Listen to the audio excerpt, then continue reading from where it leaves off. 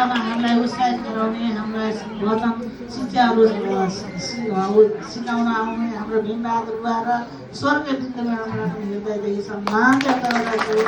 र यस समुदायको बिरुवा लिएर आउनुभयो काजी पोखरीदेखि र उहाँ हुनुहुन्छ हरमया म्याडम र समस्त लिडरजनहरू र परमेश्वरको सन्तानहरूलाई पनि टाढेबाट हृदयदेखि सम्मान व्यक्त गर्दछु। र यस टोलनीमा सधैँको बिरुवा सानो भए पनि बिरुवा लिएर आउनुभयो, मलाई उद्धार भयो, अरूलाई पनि उद्धार गराउँछु भनेर बिरुवा रोप्नुभयो। उहाँ हुनुहुन्छ मेरा म्याडम, जहाँसुकै जस्तोसुकै अवस्थामा भए पनि उहाँलाई पनि भरिपूर्ण आशीष बर्सिएर भन्न चाहन्छु। र यस टोलनी शाखामा आउनुभयो चुन्नुभयो हाम्रो परमेश्वरले हाम्रो विष्णु सर र उहाँको समस्त परिवारलाई पनि सम्मान व्यक्त साथै नमस्कार।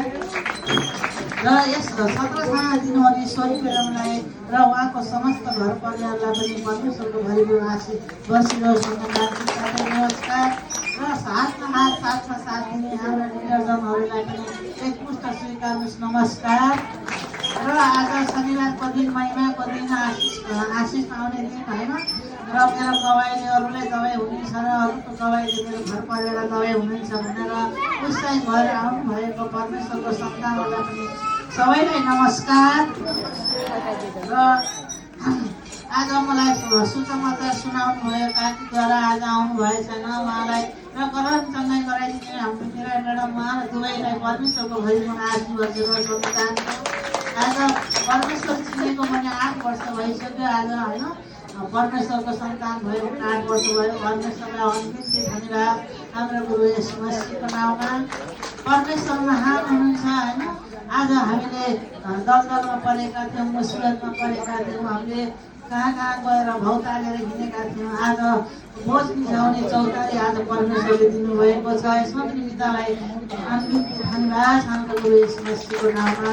आज भन्नुभएको छ परमेश्वरले लागेका हो, बोधले दबिएका हो, म कहाँ आऊ विश्राम पाउने छौ भन्नुभएको छ होइन। र मेरो तिम्रो गरुङमा बोझा मलाई देऊ र मेरो हलुङमा जुवा तिमीले देऊ भन्नुभएको छ। आज संसारीमा कसैले त्यस्तो भन्छ र हजुर भन्दैन नि होइन। उहाँलाई अनगिन्ती धन्यवाद हाम्रो गुरु येशू मसीहको नाममा। कति महान हुनुहुन्छ, जसले फल खाएको छ त्यसलाई पनि थाहा हुन्छ होइन। र मैले एउटा कुरा पनि भन्दैछु, हाम्रो कान्छी बुहारीको पेटमा होइन बच्चा छ, सबैले प्रार्थनामा राम्रो होस् भनेर मागिदिनु होला होइन। उसले भन भनेर लाज मागेन होइन, हजुरहरूले मागिदिनु होला। पहिलाको बच्चा पनि त्यस्तै भयो र परमेश्वरले भरिपूर्ण आशीष वर्षाइ